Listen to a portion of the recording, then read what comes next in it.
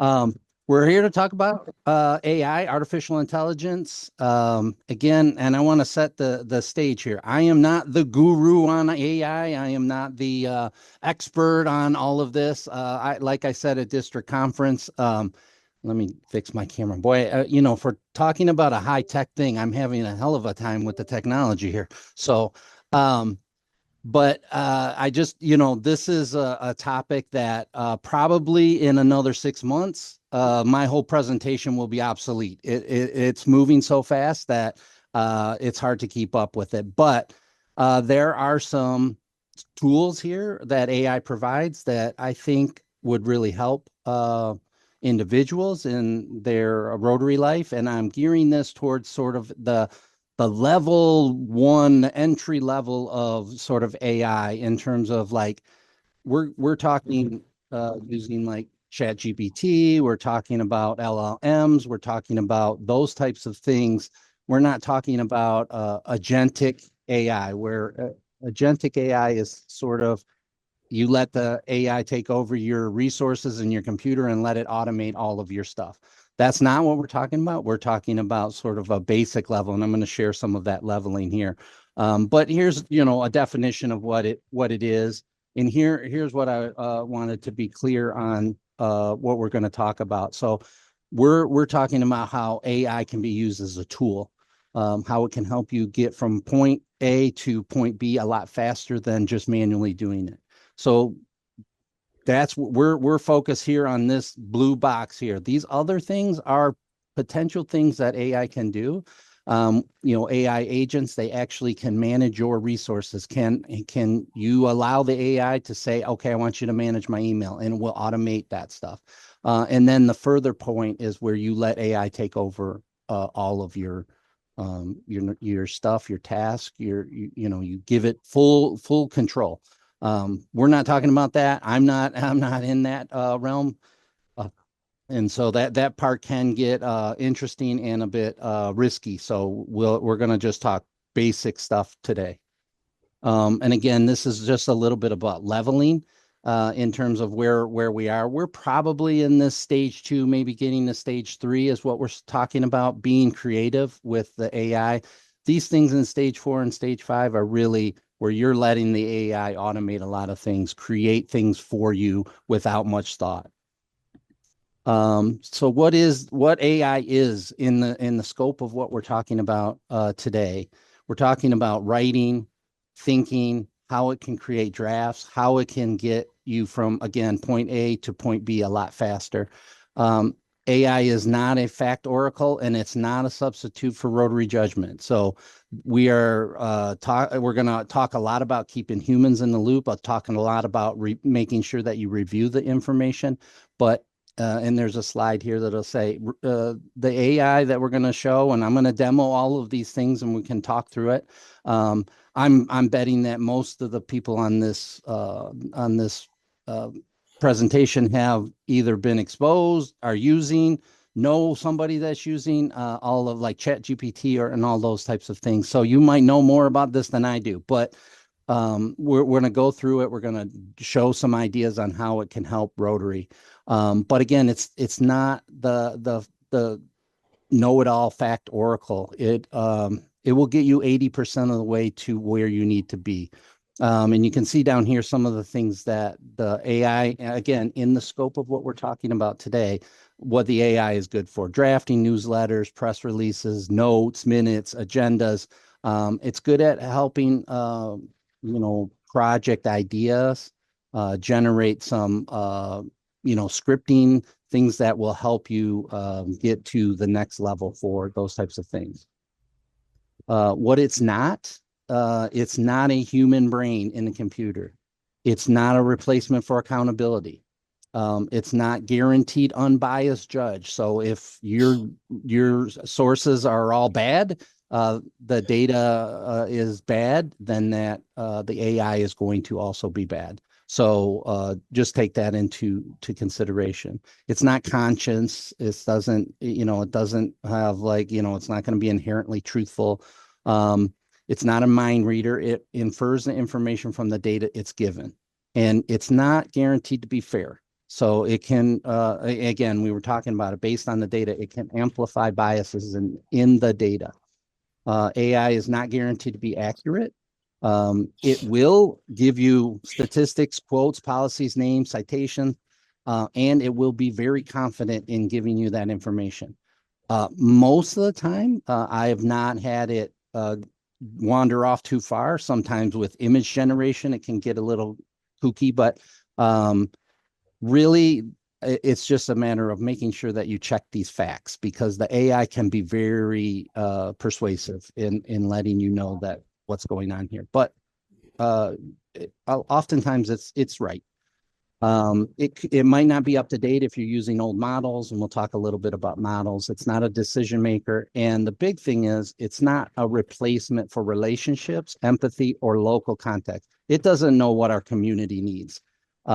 So we are the ones that provide that information, and the AI is not a substitute for any of that sort of stuff. Yes. Can I just Yeah, a quick comment? Um, yeah. I just today I used I just it's such a time saver. So, but what you said about the 80% accurate. So today I asked ChatGPT to generate an Excel spreadsheet with listing all of the clubs in District 6400 and and I gave it a few categories that I wanted some uh some columns defined. And Mm-hmm. so it generated a list. It had all of our clubs except it was missing the newest one, Riverview, and it Mm, didn't have the Rotaract Club. So it was 80, maybe 89% there. right. You're right. Like it's not, you really have to check. But I mean, it saved me a ton of time typing. Right. It put you at 50, 51 clubs, right? And you had to add the last one in and the Rotaract Club. Yeah, I mean, and again, it's based on probably dates, when the Riverview Club got entered, But so yeah, that's and here's the thing, like it'll get you most of the way. It'll help you format the information. Like Kim was saying, I need an Excel spreadsheet. That would probably take me, a half hour, 30 minutes to sort of just format the spreadsheet. But if you can get AI to get you there and format it all and give you most of the data, that's what this is about. This will help you get to that next step a lot quicker. So, and again, we're going to just talk through some of these things, but here's just some generalized rules. Again, I'm trying to preface sort of the AI before we see the amazing stuff. And I want you to know that I think it's amazing and it does great stuff. And again, it's going to be mostly right. So I'm not trying to give you bad things, but I want people to know that there should be some common sense and safety involved when you're using AI. Just don't take it randomly. So obviously, just like you would in any other scenario, don't share sensitive data with the AI. Don't put your bank account information in there. Don't put Rotary donation records. You can put numbers, you can put things in there, but let's not put social security numbers in there. This is going into a system, and that system is, generating information based on the facts that they know about that. So just use common sense. If you wouldn't put it on the web, don't put it in AI necessarily. Um, Again, this whole thing about verifying facts, policies, numbers, make sure that you're double checking those numbers. Just like Kim's example was great. It got her most of the clubs, but it missed two. So that's where the human in the loop has to be sort of involved to check that stuff. And the third thing is be transparent when it matters. Um, Everyone is using some sort of AI, in their jobs or in their day-to-day life, using ChatGPT to get answers, write emails, those types of things. You don't have to tell everyone every time you're using it that I used AI to generate the spreadsheet, or I to the email, or clean up my work. That's not the point. But when it does matter, when there's effects on trust, originality, or official statements, you do want to disclose that I used AI to sort of get me this information. So please take that with a grain of salt. So, and again, I put the little quote, Rotary runs on trust. If people might feel misled, be upfront. The quote is drafted with AI, reviewed by our committee. So, that's the whole point here is like, you don't have to broadcast it all the time, but when it matters, you should let people know. And then this whole human in the loop idea is just make sure that there's somebody checking these facts, check the tone, make sure it's accurate, make sure it's the right messaging that you're wanting to send out.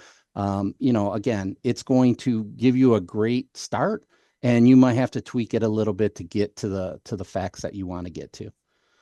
Uh, Yeah, is there a question? yeah, Chris, on Yeah. your the first one there, if you're trying to do a spreadsheet with people's phone numbers and addresses, you can't use AI for that You because can you certainly could put it in there, but I wouldn't necessarily list Ronald and here's the phone number and the address and all of that. I mean, you're going to send that information to a cloud-based computing system.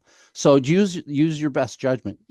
You so can put whatever you want into the AI. It's not yeah, illegal, but it's just a recommended idea to maybe not put those types of things in yeah, there. because whatever you have AI do is open base for everybody after that. Not really, but No, there is a potential. I mean, to sort of, I mean, would you post everyone's phone number on the web? no, Probably, that's the whole thing. Like if you feel like it's secure, I think you can do it. It's not, it's just a overabundance of, safety to be sure that, that information doesn't leak out somehow. I don't know how it would, and it probably wouldn't be a big risk, but it's just a safety measure to say, let's not put a bunch of personal information in there. okay, That's fair. just a guidance. Yeah, okay, thanks. Yep. Yep. So now we're gonna and again, if you know anything about sort of the LLMs that we're gonna talk about, like the chat GPTs and those types of things, then the big thing is about prompting, right? It's that's how you interact with these. Again, I keep saying in the scope of this presentation, when we're talking about those levels of just this basic level of AI, most of the interaction that you're going to be dealing with is in a sort of a prompting format. And so we want to get good at prompting. The better your prompts, the more information you put in your prompts, the better the results are going to be. The output is going to come out. So, you could say, please give me, 5 recommendations for the best restaurants. But if you tell it, you are a restaurant expert, and I need to know the best local restaurants that serve Thai food. That will get you a lot better answer than just uh, give me 5 great restaurants. So these are sort of, again, some more guidelines for prompting. When you start doing prompting, usually people start out with AI and they start asking questions like it's Google, and that's how everyone starts. And as you mature using AI, you will learn that prompting, and so you might have to write a paragraph or two or even more about the facts that you want to get out, but the output will be a lot more amazing when you give it all the information. So recommendations are like, if you're going to use this, tell the AI their role. So in the prompt, you're going to say you are a blah blah blah, and you're going to deliver this. And I put in our example, you are a Rotary Public Image Chair. So you tell the AI, I want you to pretend you're a public, and now use that thought basis of moving forward. Create a short event announcement for community volunteers that drive signups. So that's an example of how you would use the role base. And then the second one here about providing facts and constraints. Just tell it the facts that it can use. So if you don't sort of restrain it, it will kind of go out and find the facts wherever it can. If you say, I only want you to look in these things, I'm going to provide you the source information, only use this information. And we're going to talk a lot about that if we get some time to show. I'm going to demo Notebook LM, which is a tool that is really powerful, and it draws just based on the sources that you provided. So we'll talk more about that. But so you can, again, tell it the facts that it can use and what it cannot use. So don't invent names. Don't create stats that don't make sense. And in the example is like, use only these event details, and then you would post those details or point to them or attach them. If anything is missing, insert a TBD and ask me 3 questions. So that's what you would prompt the AI to do in terms of making sure that it constrains to just the facts that you want it to look at. If you might upload a PDF that has our a Rotary event thing, and I only want you to focus on this event and tell me the information from that. Um, Again, another good idea is to specify what you exactly want to have as the output. Examples are, you want it to produce a minute. And so like you put in, some notes, and we're going to do an example here. You put in some, chicken scratch notes, and you say, I want minutes produced for this. I need a motion log. I need action table. I want to know who owns this. And I want to recap an email recap that I can send out to our members. So you tell it exactly what you need it to produce. And then finally, it's a good idea to add quality checks into some of your things. So, you can tell the AI, once you've produced all of my minutes and motion logs and all that, I want you to ask me, or I want you to verify the facts that need to be verified. Give me a checklist. And so we'll show an example of that too. But you can see in the example here, after the grant narrative, list 10 facts to verify and any missing information that could affect eligibility or budget. So we'll discuss that there. And the last thing before we sort of dive into some of the demos is one of the things that I've recently been doing, and I find it to be very helpful. And I hope we have time, and I'd like to do a little demo on that. Maybe we'll do that first. Is you can tell the AI to ask you questions to sort of pull out the information that needs to be done. And so this is a good way for you to go back and forth about how to get to the end result a little bit quicker, and you can input it in here. So one of the sample prompts is, act like a Rotary Club president. My goal for 2026 is to grow our club membership by at least 5 members. Can you interview me, ask me a bunch of questions, and help me figure out what I should focus on for my year? Let me go back here. So, nope, I can't click on it. All right. Let me go here. So this is where I got to be bouncing around a bit. I'm going to pull that prompt. All right. And so I'm going to go into, I'm going to just go into Claude right now, and I'll explain what we're doing here. So I'm going to put that prompt in there. So act like a Rotary Club president. My goal for 2026 is to grow our club membership at least 5 members. Can you interview me and ask me a bunch of questions? So I'm going to just tell it to do that. And so it's going through and it's saying, okay, I'm glad you're thinking through membership. And so now it's going to, want to be notified. No, we don't need that part. We need this. So how large is your club right now? Let's just say under 20 members. What's been your biggest membership challenge? Retaining members we already have. I'm just randomly picking some. What does your club do best right now? We're good at great fellowship and social. So that's really helpful. Small club is actually powerful recruiting. Let me dig deeper into the retention side. What members leave? So again, it's asking us these questions and try to get to an answer that it can produce for you. I don't think we're going to have time to, go through all of them, but the whole point is at the end, it will give you some recommendations on whatever you're asking on how to do this. I think I tried to do some of this a little earlier. No, I guess that was here. I guess that was there. Okay, we'll come back to that. But yeah, you can do it in this poll method of polling information. So that's an idea.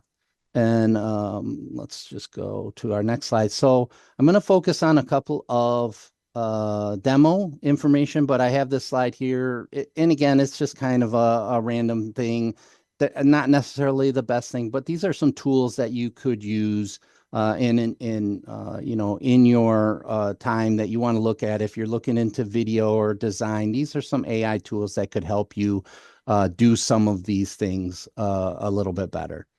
So I want to get into our demo. And I have some basic demo stuff that I'm going to do right off the bat. And I'm going to show you a couple different ways to do this and tools that you can use going forward on that. So I'm going to go to here. So this is a tool called GenSpark. This is something I have a membership to, or a subscription. Everything's subscription right now. Especially if you're in the creative world, everything is a subscription. If you want to use Adobe products, you have to have a subscription. So AI has adopted that model for payment too. So this is something that I chose to invest in. But this is a AI agent essentially.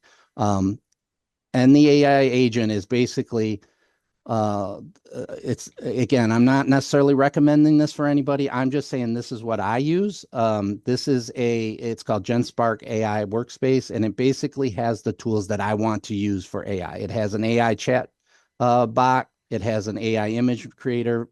I'm not so much in AI video making. It has a design element. You can make spreadsheets and documents and slideshows, all of those things. And it does have this claw. It's called GenSpark Claw. It's actually a real agentic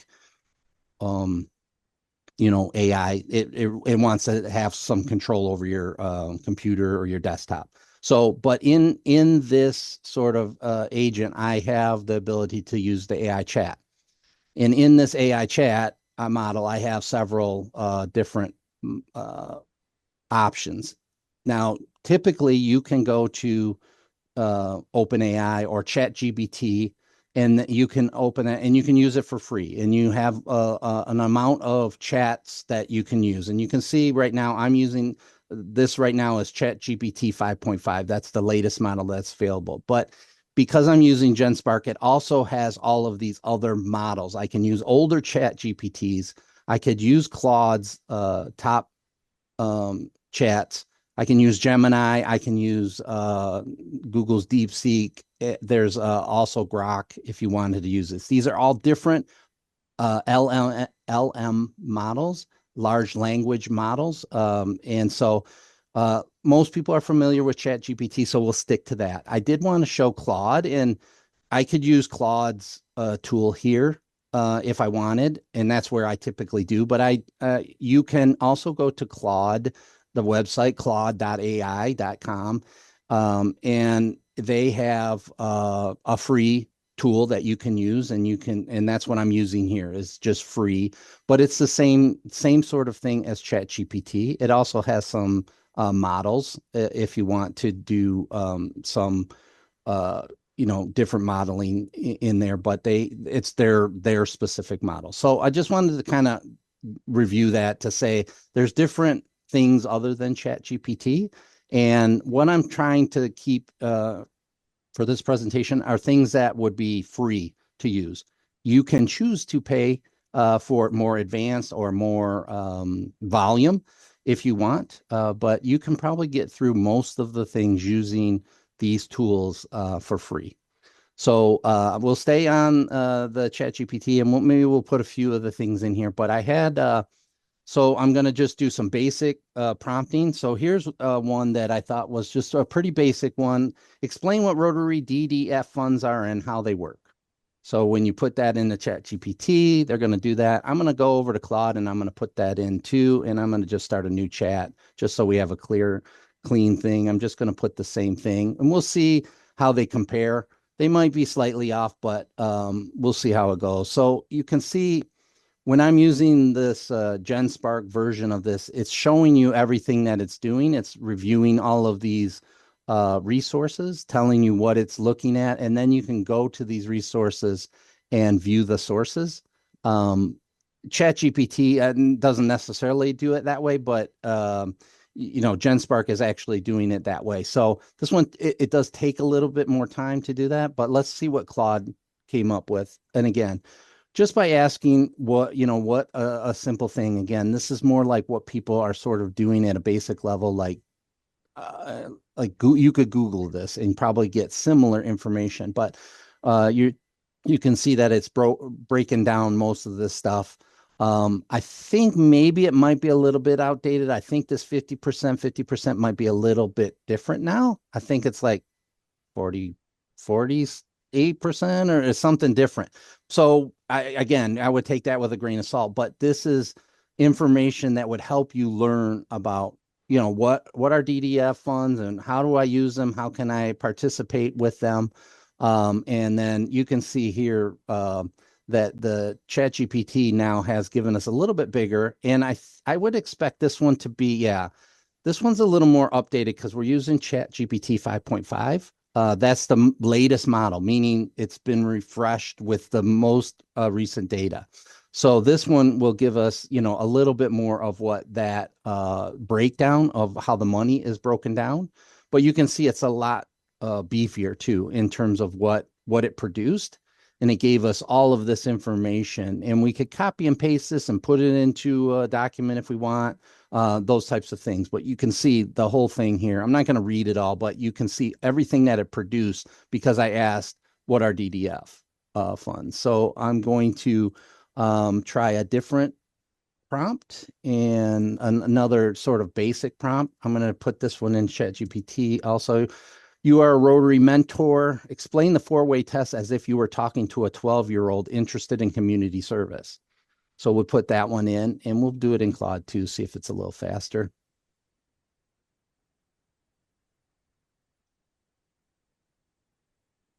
So Christopher, do you think most people start with one of these, or are most people starting with Chat GPT? I think most people will go to ChatGPT. That's why I wanted to show Claude as another option. I think most people go to ChatGPT. It's a free option, and it will give you the same. I personally kind of like Claude a little bit better, only because I think it makes me feel better. It's nicer to me. It's a little more personable, but the end results are very similar. So you can see that this is a shortened version, but it says pretty simple. Don't lie. Is it the truth before you say something? And again, remember, we had asked it to give it to us like we were 12 years old. So it kind of just trying to simplify this a little bit. If you go to the Chat GPT version, it's probably similar. So this says, am I being honest? Is it the truth? Am I being honest? Being truthful helps people trust you. This means is everyone being treated with respect. And it gives you the thing here. Here's a simple way to remember the four-way test. Is it honest? Is it fair? Is it kind? And does it help? And so it approached it from a 12-year-old. Now, if we didn't like something in here or we wanted to ask more about it, we could continue this chat and just keep asking, oh, tell me more about the four-way test or give me something else. So you can have an interaction with the model to ask till you get to what you want to do. So I'm going to give you, I got another real basic one, then we're going to get into some little more helpful stuff. But this one is, you are Rotary Club president. Draft a 1-minute speech about the benefits of Erie.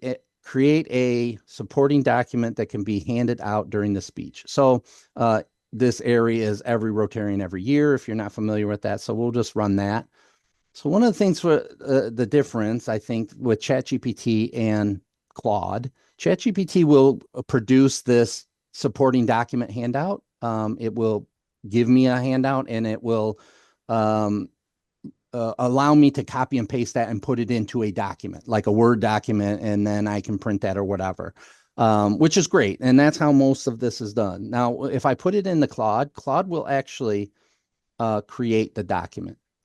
So we'll put that in there, and it usually will create the actual handout that you can download over here. So this one's probably going to take a little bit longer for it to read. So it's going to do the speech, and then now it's going to create the supporting handout. So that's another thing that I think Claude does a little bit differently, is that it's just going to produce the handout for you in a sort of a formatted way. I could have told it to format it in Rotary logos and all of that, but we'll see what it produces. And it could take a little bit of time on this.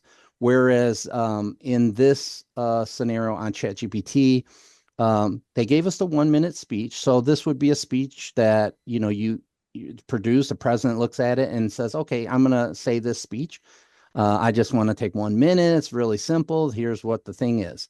Now here's the handout that it produced. So I can copy all that and paste it into a Word document or into a flyer or wherever I want to put that, format it the way I want, edit it I want. And actually at the end of every chat, that gives you a little copy button. But it's basically pulled all the information for me about every Rotarian every year. And so now I have a handout that I can give out when I give my 1 minute speech to everyone. So let me just check here, see. Yeah, I think this one's going to take a minute. So we'll come back to that after a minute. Anyone have any quick questions right now? I'm trying to go fast through this. We got a lot to cover in a short period of time. So I'm going to move on. Anybody have anything? Okay. Are GenSparks and ChatGPT are two different things, right? GenSpark is like an agent that holds the chat box. So it offers a chat, and it basically in that chat I can use I can use Claude inside of the GenSpark chat. There is a free version of GenSpark if you're interested in trying it out. But again, GenSpark is like an agent that holds all of this stuff together. It is not just ChatGPT. It uses ChatGPT model for its chatbot, if that's what we wanted. If it's, I mean, it might be a little bit hard to understand that, but it's basically they've said, okay, we're going to put all of these things into one tool, and you'll just pay us for that one tool. So I'm going to do one where I think might be helpful for secretaries. I'm going to paste this one in. You are a Rotary Club secretary. Provide minutes, motions, action table, and an email recap from this messy note document. So I have I hope I can pull it up. Chris, I'm going to. Sue was trying to ask a question. Suzanne had her hand up. Okay, Suzanne, go ahead. I can't see hands, so you're just going to have to. Well, this is all sort of new to me, almost new. Mhm. And I'm just wondering what's going on behind the scenes to allow these things to be pulled together and put together. So could you just take a minute to explain how the background work is being done to produce such a document? Right. So large language models basically are humongous collection of databases, bigger than you can kind of comprehend.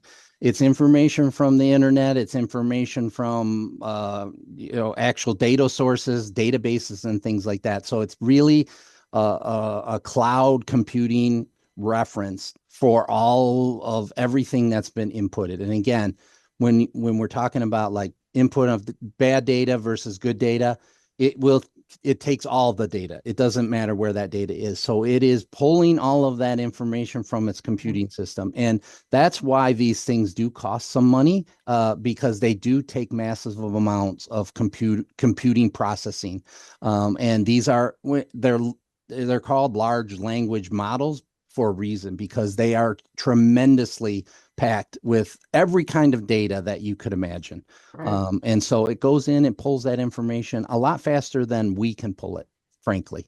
So to keep that simplified. Chris, I had it explained to me really, really well. That, as you say, it takes a lot of data, and it's a predictive process, much like the very simple version would be autocorrect or auto spell on your iPhone, which we know is always perfect. Right. But it goes through a whole predictive process Yep. of what it thinks it's going to be next, looking at all that kind of stuff. Absolutely. So just think of it in that kind of a context. It kind of helps understand it. I hope that helps. Yeah, absolutely. So all right, I'm going to try to pull this in. So in this example, I'm going to actually try to pull this document in. And let me see if it's going to let me just drag it in. Probably not. Okay, so I'm going to have to find it, of course. So I had it on the screen there. Let me get to the file and messy notes. So I'm attaching a document. I mean, that was my whole point in here. And I wanted to show this here is like, okay, this is an example, and it's a computer generated example because I didn't want to replicate this handwriting it, but it's messy. And people might have taken a Word document and whatever, and these things represent sticky notes and handwriting and all these other things. So it's taking these notes. And what I'm saying is take the notes that I've taken from this meeting and put them into something that's usable. Minutes, motion, an action table, an email recap, and then let's see what it will produce. So it's good. It's analyzing that information. Again, Susan, that's where it's looking. It's not going necessarily all over the place, except it's going to use formatting to sort of, let's let that run. Let's see if this, so if you remember back in our example where we talked about the every Rotarian every year in Claude, where it produced the 1 minute speech, it also produced this document, the handout for us. So, and it kind of used the Rotary colors because it knew it was Rotary. And then, so basically this is a document and it can be edited as much as, if you want to edit it down, you downloaded it because you can download it as a Word document, and you can edit whatever parts of it. Just to say that like it produced this document, formatted it so that you have a printout there, just a different tool to do that. And so the, ChatGPT here is still going through our messy notes, kind of trying to clean them up. And it basically formatted the notes into usable meeting minutes. And again, this is a bit long on the screen, but you can see that it gave a summary, what's going on, a call to order, the guest, the happy dollars that were paid, some announcements, who did what, how much money was being sent. Again, at the end of this, you would probably want to make sure to verify that. And in here talks about our fundraisers, and again, this is a fictitious hypothetical club that I'm using. This is nothing specific to anything. But it talked about all of these different things. The thing that I did like is that it created these tables where the motions were approved. It also has action items like who is responsible for doing all of these things. And it tells everybody and when it's due and all of those things. So basically a big chunky messy note document can just be formatted into something very usable. So that was just the one example here to say, that's helpful, I think, for secretaries or note takers that are doing those types of notes. So Chris, you just Yes. like it's Kim. Yeah. So let's say, and I am secretary, so I'm writing, on an agenda. I'm kind of like making notes. I just literally scan that. Is that what I do? And then Yeah, just upload it. I think that's amazing. and I think you could, yeah, absolutely. And I think a handwritten one would be fine, whatever. It will analyze that as long as it's sort of legible. I mean, I think you would run risk if it's, if it's really messy handwriting or something like that, that it's going to have hard time deciphering just as much as we would, and that having a doctor at home, like, maybe the chicken scratch is going to be hard to read, but typically if you're able to sort of, it's able to read it, it will do that. It Wow. will produce all of that from there. So I want to move on to another demo, and this one is a little more beefy, and I'm just going to stay here in the ChatGPT. This one is create a communications kit for this Rotary event using only the facts that I provide. So back to that, I'm only going to provide these facts. But what the output that I want is I want 2 Facebook posts, I want 2 Instagram posts, I want 2 LinkedIn posts, I want a 250 word press release, and I want a 120 word media pitch email and a simplified flyer version at a 7th grade lead email. And then at the end, I want you to give me a checklist of facts to verify, like tell me what else I got to make sure. And so you can create a prompt ahead of time. And that's what I did here is I created that prompt. And then like, I'm just going to paste the event description in here. So I have a sample event description, and I'm going to just paste that in here. And again, that's all still part of the prompt. So I'm going to paste that information in here, and it's not really formatted very well, but it basically tells the event facts. We don't need that option 1. Because I have some different options. But so then I'm just going to hit the and say, okay, tell me what you think about this event, and then give me all the things that I had asked for. on that, and that is okay. It's going to start creating the Facebook post one because I asked for two of them. So, to put that out to social media, it's going to, create these things for us. And I asked for a lot. I asked for two Facebook posts, two Instagram, a LinkedIn. I asked for a media release. I asked for an email recap, and all of those things. So how long would this take you to do, from scratch? A lot of time. And what I do like about this prompt is it did give me that checklist. So basically it said, you gave me some facts. I took those facts into consideration, but please go back and check these things. So before you send all these things out, make sure that the event is Saturday, November. Make sure that November 2nd is a Saturday.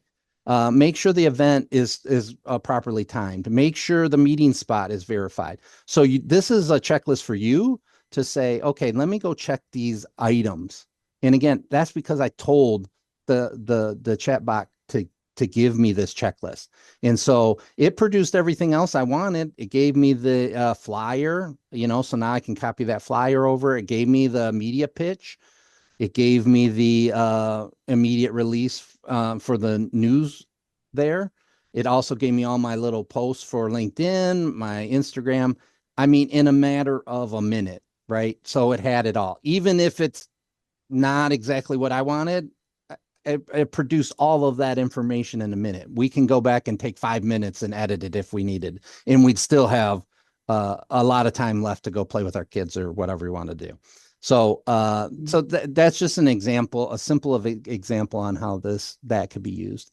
I got another two that I want to do real quick, and I'm hoping we'll get through them because I think these will be helpful.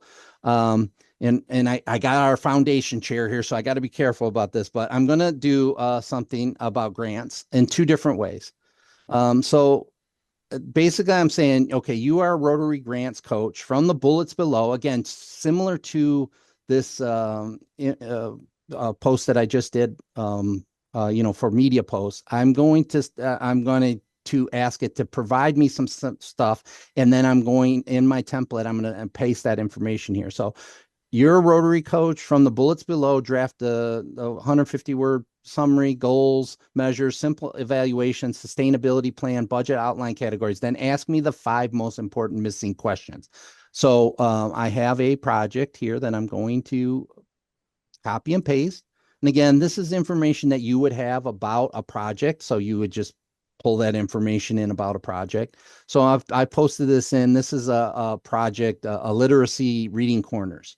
So just a sample, again, hypothetical. So I'm going to let the AI run on that. And then I'm going to show you a different way that I think could be helpful. And so you can see it's kind of going through all of those things again. It's providing us an outline and information that we can use to apply for a global grant, or a district grant, or wherever you are.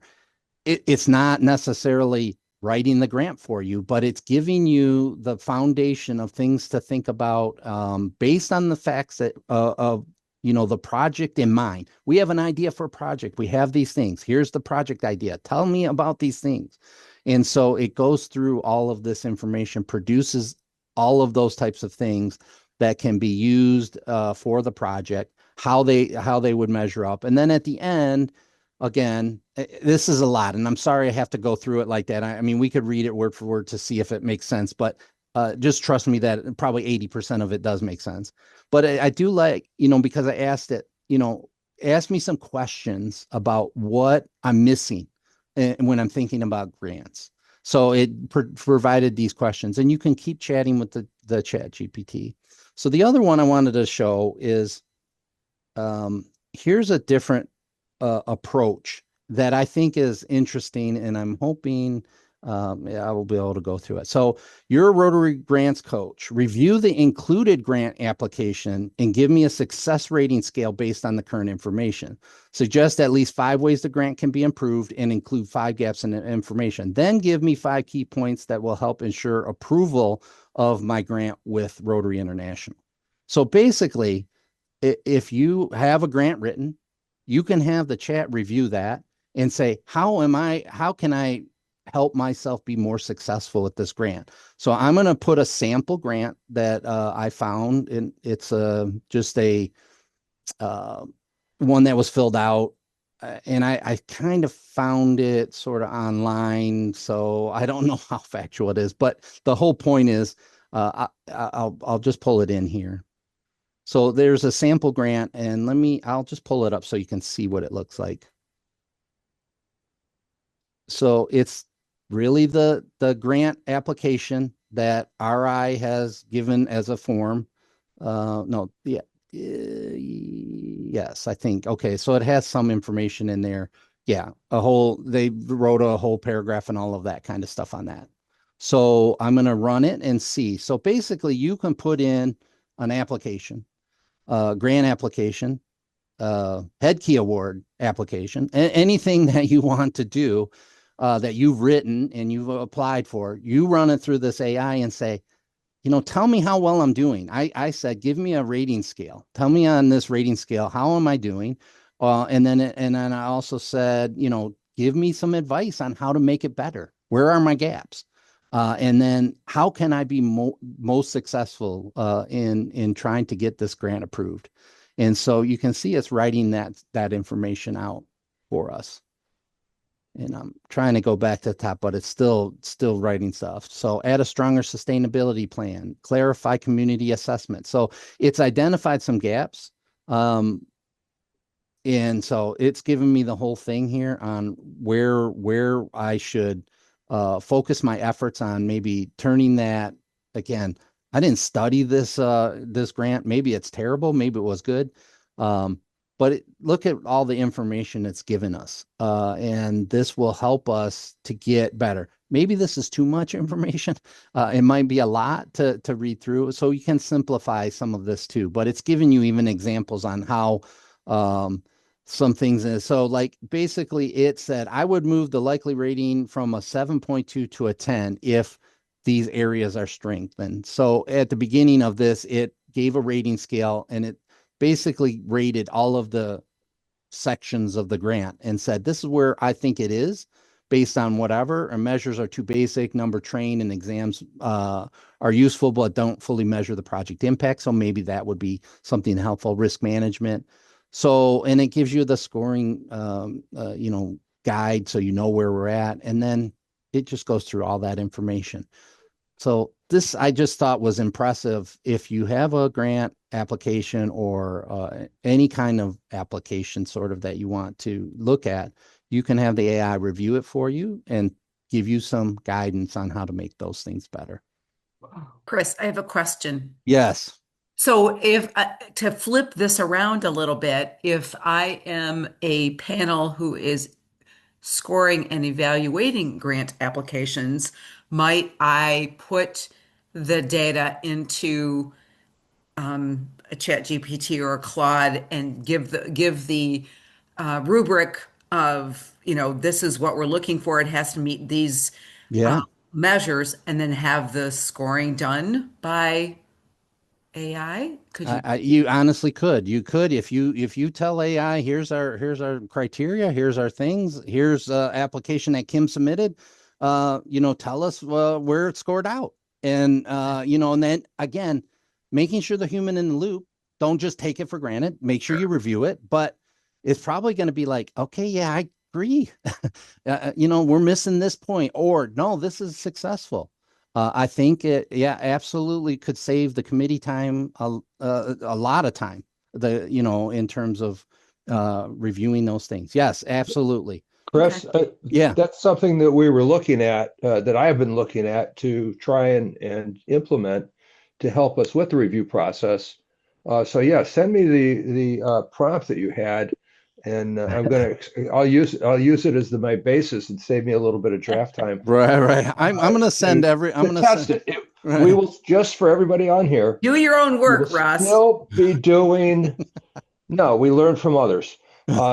We will still be having humans look at this, but I'm going to be in background just trying to do this, comparing for reporting, and then also for reviewing the grant application for completeness. Right. Exactly. And again, Yeah. you could No, tweak it's that. My prompt was Oh, yeah, quick and I will. dirty. You know, you'll have Yeah. to, you know, I mean, It's you a start. can really expert out that Yeah. prompt. And Yeah. again, to Tracy's point, you Absolutely. can reverse engineer it to get what you need it to do. Yeah, And absolutely. again, but yes, Yeah. it's just a tool that will help you, you know, instead of 5 hours of review Yeah. committee, you know, maybe it's a 1 hour I was review thinking of a committee. chat. I was thinking of an agent, and this will save me. I don't have to go to agent. we could do it Yep.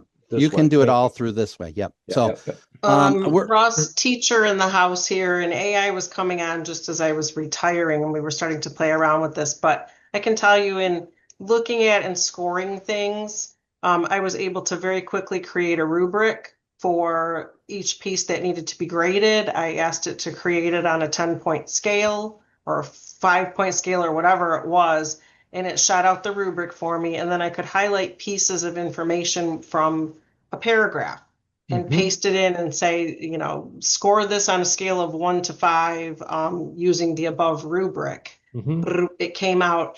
And I can tell you from grading thousands and thousands of papers that I graded them, gave it my score, ran it through Chat GPT, and we were pretty spot on with our scoring. Yep, yep, yep. I used it to create lesson plans. I said create a 2-day lesson plan on the I don't know, one of the Civil War battles, whatever one it was, Gettysburg. Give me a 2-day lesson plan on the Battle of Gettysburg and include this information based on our Michigan curriculum. And within 30 seconds, I had a full Yeah. lesson plan. So it is pretty amazing. Yeah, I've been using it more and more, and this has been very helpful. So I know we're at 8 o'clock, and I assume that we just had an hour. I'm willing to stay on if anybody's interested. I always sort of shortchange Notebook LM. And again, I think maybe Kim or Tracy or whatever, maybe we can do just a Notebook LM at some point. But if anyone wants to stay on, we can do that because this is really a very powerful tool. So I'll let people decide if they want to hang or leave or wherever. I mean, is that okay, Tracy, Kim? We just Yeah, keep going. yeah. Keep going, and whoever can stay can stay. Yeah, I mean, if that's good, but I did want, I always shortchange it because we get so into the thing, and maybe those demos just take longer than I'm expecting. But Notebook LM is a different kind of AI. It's not a Gemini, a Google product. It's free. It is, and there's really, I think there might be a way to pay for a model, but I honestly have never had to pay for a model. It does kind of restrict after you use it so much, you can't just endlessly use it. We'll just say, okay, you've exhausted all of your stuff. But what Notebook LM is it's base is basically you provided the source information, and then it will produce a sort of research platform for you to create all these kinds of things. And I just kind of, I already had one built because it does take a little bit longer to sort of do this. But what my input sources are basically a list of club files. So again, my imaginary Riverbend Rotary Club. I have all these documents. There's 16 actual separate PDFs, and you can see their meeting minutes.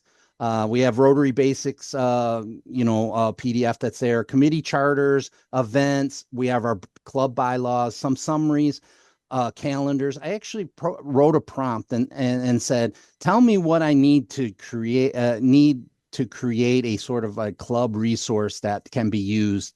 And it basically said, hey, you need these documents to sort of have the best opportunity. So I have all these documents. I input them into this tool called Notebook LM. And you add the sources. If I just hit add sources, it basically will allow you to add a website. You can upload your own files. You can use a YouTube. You can go to Google Drive. You can just copy and paste. So I've input these 16 documents into here, and it basically spits out a summary. And when it gives you that summary, it then says, okay, I have all this information, each document. These are all my source information. Like Susan was asking about a little bit, how does it pull this information? This information is being pulled specifically from these documents that I provided. All of this information, these documents that here, I could literally put in a 500-page literature book and put it in here, and that could be a source of information. But I just chose these documents, and it creates this sort of summary here. But that's not really the really cool part. Some of the cool parts are it starts asking questions. Now you can ask questions about the information that you've popped in here. I have a few questions that I was like, so let me see, like, what is, I'm going to put this one here. Uh, what are our reoccurring events and deadlines this year? So I'll put that in there. You see, I've already done a whole bunch of stuff. So the point is that you can chat with the LM to find out the information that you want to do. Where are our bylaws? And then the other cool thing about Notebook LM is it basically will source and tell you where it's getting the information. So you see these ones here, it's saying this is where I pulled that information from. And so it's pulling in the actual source and documenting where that is. So you can do that. And then it pulls in this information. I can save that as a separate note, and it can be added in my list of things here. So I can and you can see I was chatting with back and forth with this to ask different questions. I think like extract every instance where we reference a deadline, and then it pulled all that information. You can ask it any question you want about your club, and do all those things. So that part is great. But the real power of Notebook LM are these sort of widgets over here that you can do.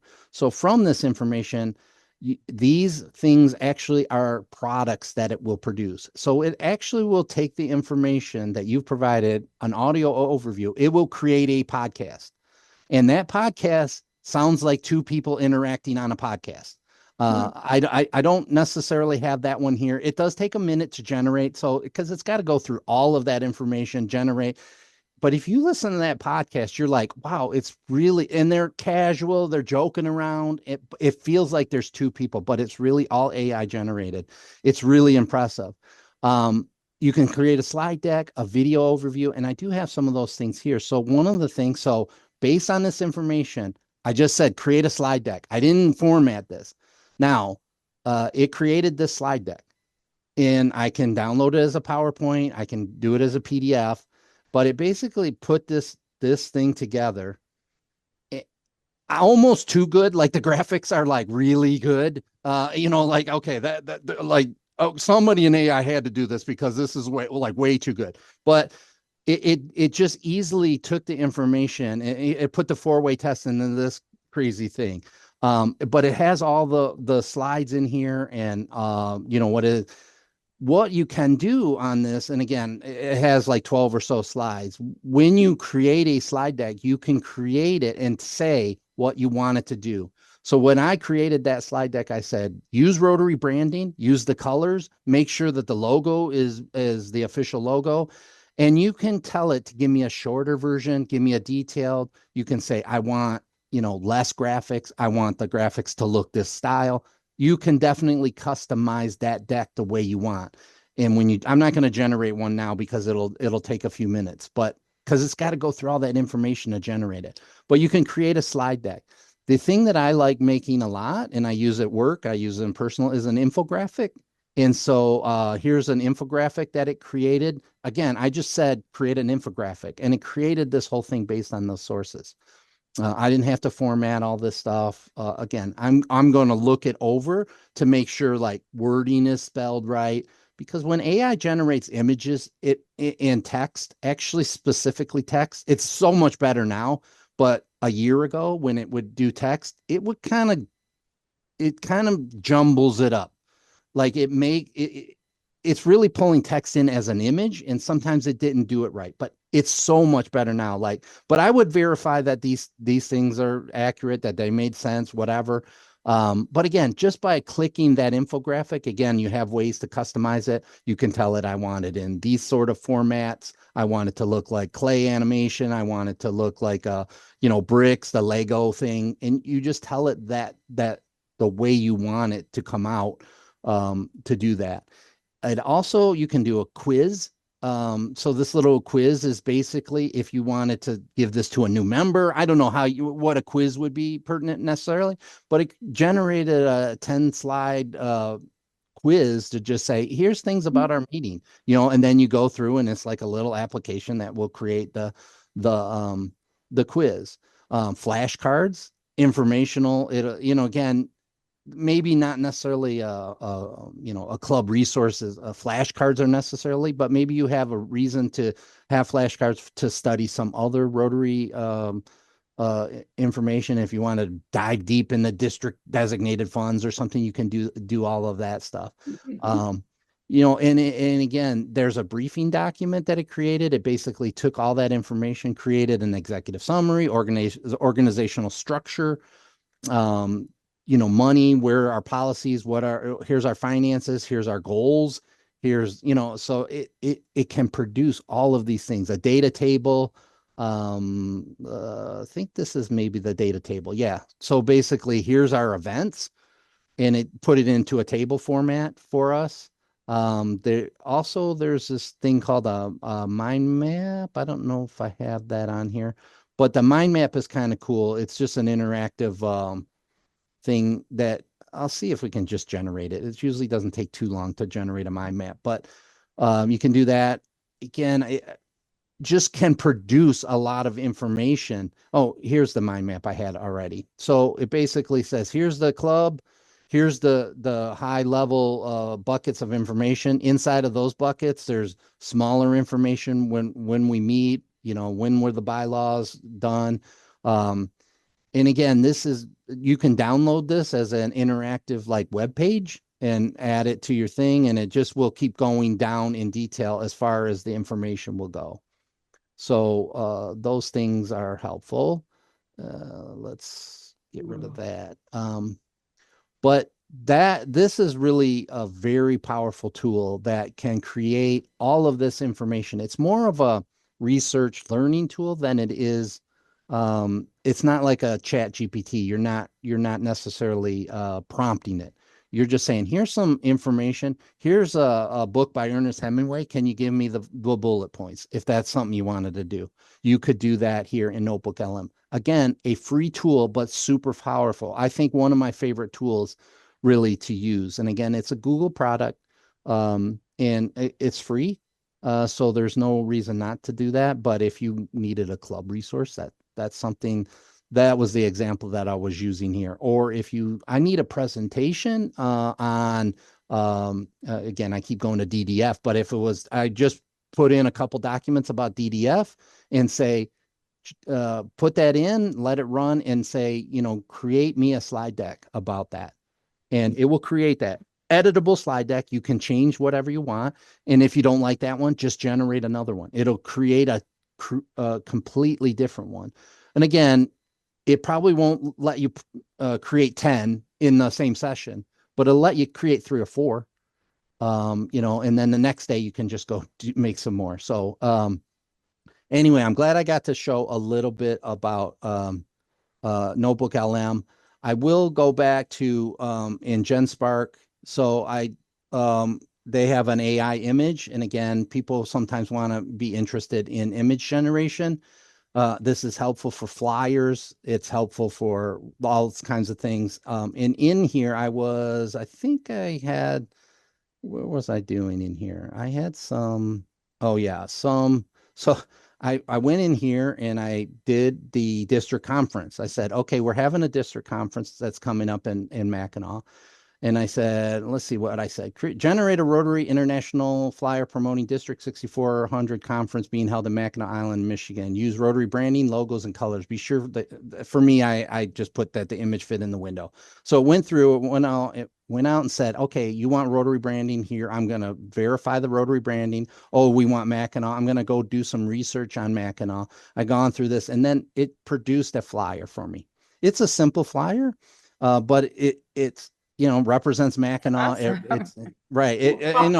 Just from one click. And then Well, I I love the didn't. fact that Grand Hotel is on the beach, Yeah. but Yeah, right, yeah, right. fine. They Okay, yeah, moved it, but that's okay. it's a little different, but it represents sort of the idea. And I said, well, I don't really like that logo. Can you use the other the Rotary brand logo that I have there? I thought I had that in here. I don't know. I created.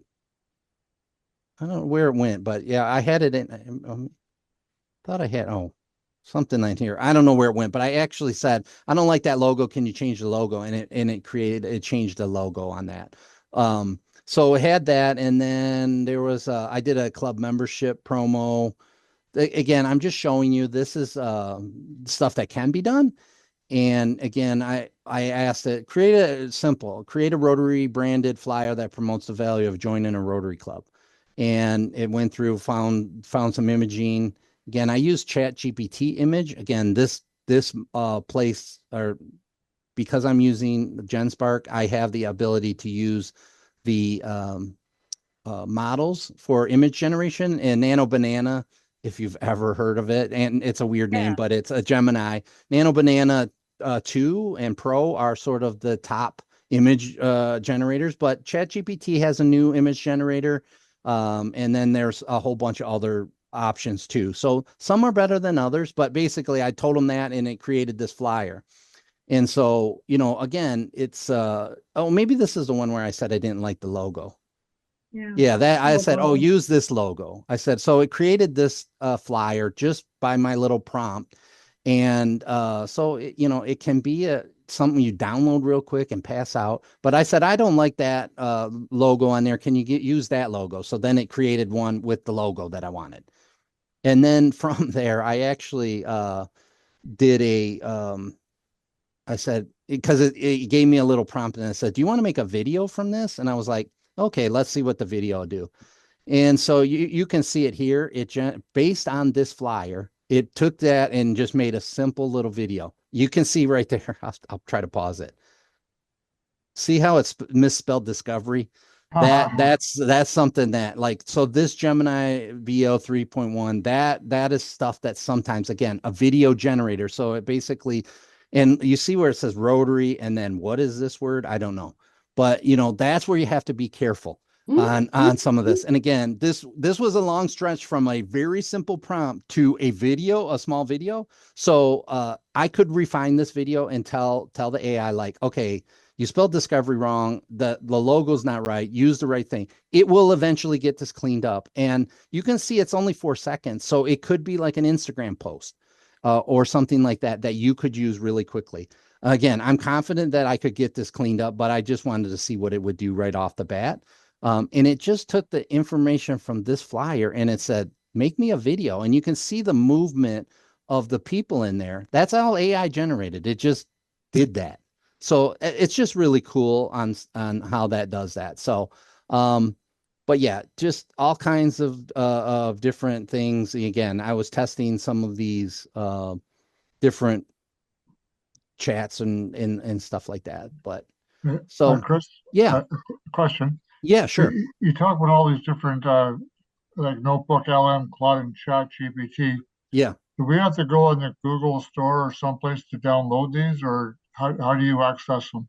I'll just go into like Chrome here. I would just like type in Notebook LM, and it'll take you to Google search, and just go to Google Notebook LM. This is web-based. You don't install anything. You don't need to. And then I have, I do have an account. So, it's loading into my account. So, and then you can see I have a whole bunch of new notebooks. So, but I was in this notebook. So, and again, I use this for work or whatever, but it's the same thing for, let's just see what it comes up with for Chat GPT.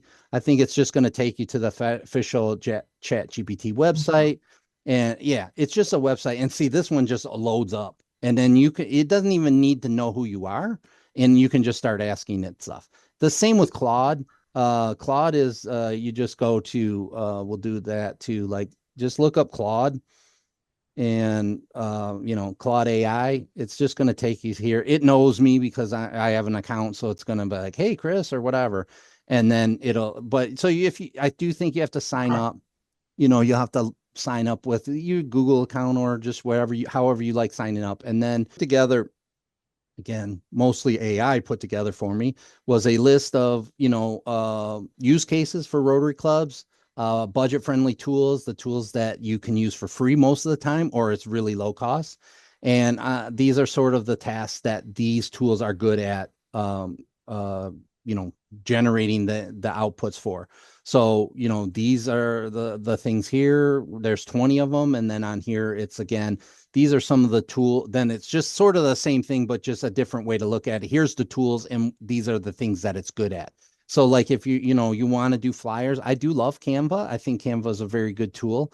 And there's a lot of stuff on Canva can be done free. Canva is like flyers and presentation. It's more of a visual design tool. So I would recommend that. Adobe Express is Adobe's version of Canva. So it's the same sort of thing. Some of these tools I'm not familiar with, but there are tools like this Otter. I think, I'm sorry, the Whisper one, that one is good for if you want to like record meeting minutes, like AI companion and Zoom and all of those things. So, there's these different tools are helpful to do these sort of different things, translate documents. And again, I tried to include the free stuff in here. Included some workflows, like maybe some top workflows that Rotary clubs might be interested in using AI for, like a fundraising campaign, service project planning pack, grant support, scholarships, membership growth, communications, output. Yeah. And then just, before you paste anything, just remove member list, contact, again, that stuff, that just guidelines to make sure that we're trying to keep as much, intact as what we're not, don't need to share to the world.